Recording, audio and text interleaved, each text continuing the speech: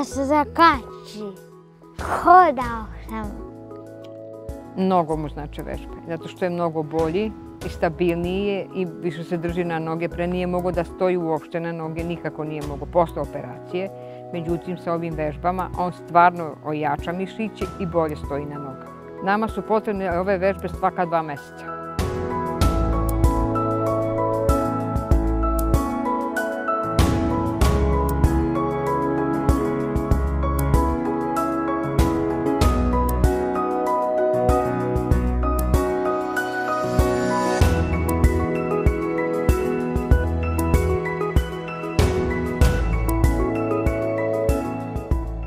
Znači mi evo kad ide s njim u Beograd, jer tamo mi mora da spremamo hranu, kupujemo.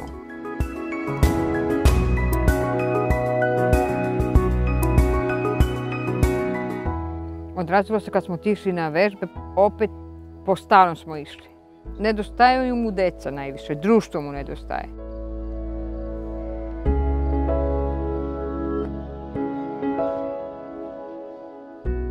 Moj je cilj da moje dete prohoda, da stane na njegove noge i da ga vidim da hoda, da se samostali sam, da ne zavisi od mene.